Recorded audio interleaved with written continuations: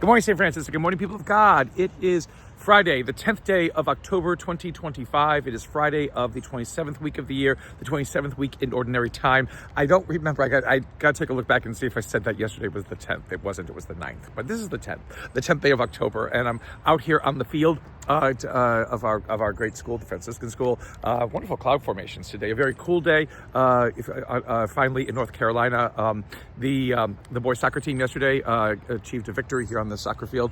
So that's kind of nice to have. They are now in the playoffs, or have a berth in the playoffs or something like that. Also, our JV girls volleyball team had a victory yesterday in the gymnasium. Our varsity volleyball team, unfortunately, did lose, but they are very, very, very good regardless. But here on this great field that is ours at the Franciscan School, the readings for for Friday, the 27th week of the year, Joel. Prophet Joel today.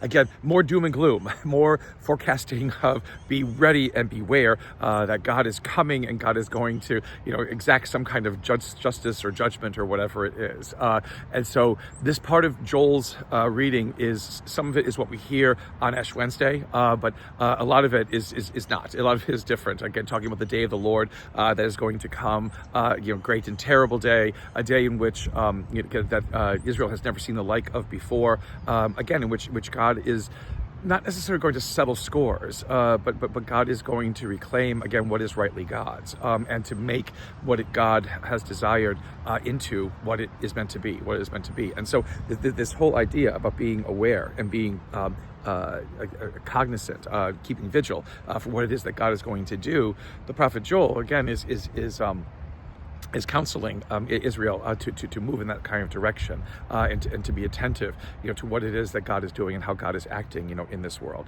Again, always the great promise, again, that God's will will not be thwarted, that God's will will not be undone, and because of that, we can trust again that God is in charge, that God knows again what God is doing, and that God will bring to fulfillment the promises that God has given to us.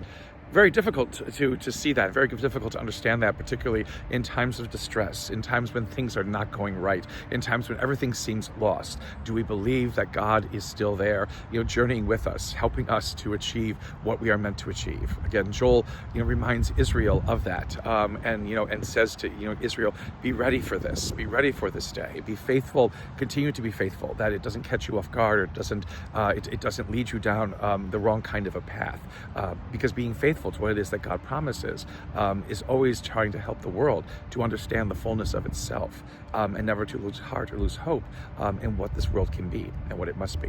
In Luke's gospel, we have demons. It's always like all kinds of things like that. It's like Jesus talking, people accusing Jesus of driving out demons by the power of Satan, Beelzebub, whatever have you, and then Jesus goes in this rational conversation. If Satan is driving out his own demons, how is that even going to work? It doesn't seem to do well for Satan. But again, if Satan is stupid in the end, perhaps that is what happens. But Jesus is saying that's not. But if it's by the hand of God, the finger of God, that this is done, then something is in your midst that you're not seeing. Something is in your midst that you're not being attentive to. It goes on to talk about warriors and military people fighting against each other and things like that, and then goes into talking about casting demon out of somebody, and then goes to find other demons and comes back even making the situation worse. It kind of just a whole bunch of different sorts of things seem to be tied into this. I guess the bottom line of all of this is, again, to be aware of where God is acting, to be aware of where God is active in this world and in our lives, because it may be very different than what we expect. It may be very different than what we have anticipated, asked for, even looked for at the very beginning. Again, the thing about Jesus doing these great works to the Israelites is that they refuse to believe that God can be anything more than what they have created God to be. And if anything good comes from what Jesus is doing, it has to find its source in evil, which is absurd and ridiculous, because again, it destroys the power of what Christ is doing, in the midst of this people.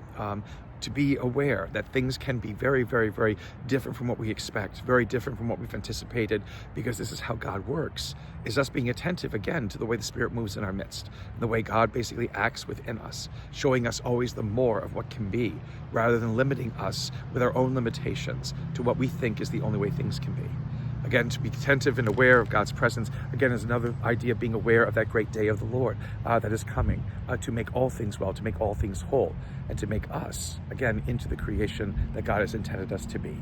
A blessed day, St. Francis and people of God. May the Lord give you his peace.